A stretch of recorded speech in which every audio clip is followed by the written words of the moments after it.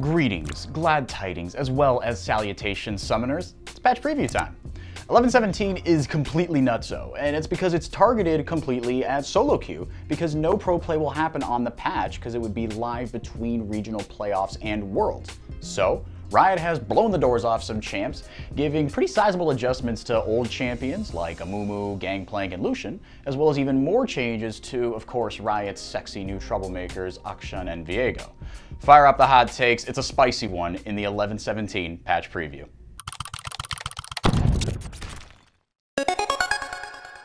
Let's talk Akshan.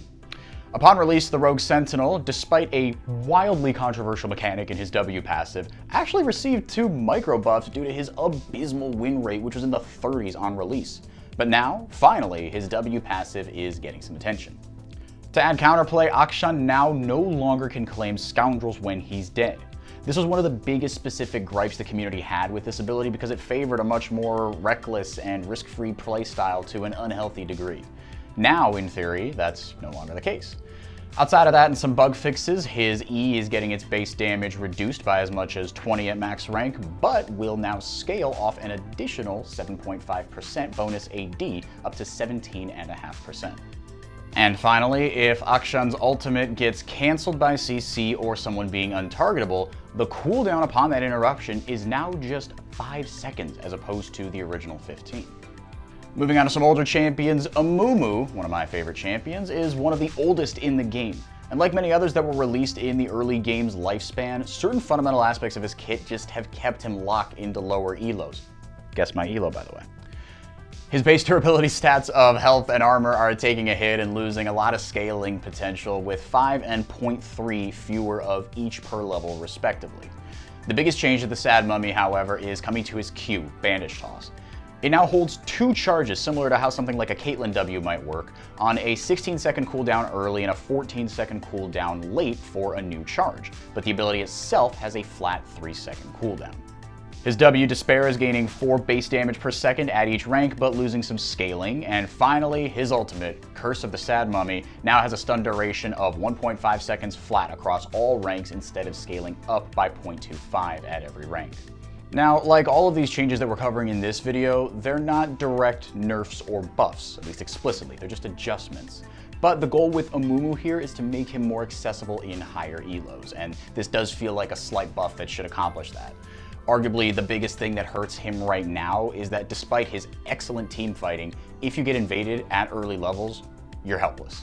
But higher base damage on his W and especially 2 charges of a stun early should help this hole in his game out a good amount. Lucian has been essentially just a solo lane counter pick for most of recent history, and in pro play it works out alright. In solo queue, however, his win rate this past patch in Plat Plus is hovering right around 46-47% in pretty much every role. His intended place originally in the bottom lane has seen less play at the highest level than even his top lane flex. Riot is hoping to change that with some synergistic tweaks that can only be maximized if he's laning with a friend. His base AD is going from 64 to 62, but his passive is getting a huge buff that empowers his next 2 basic attacks to deal additional magic damage that hits harder and harder as the game goes on anytime he's buffed by an ally. Additionally, Lucian can now hold up to 4 max auto stacks in his passive instead of 2.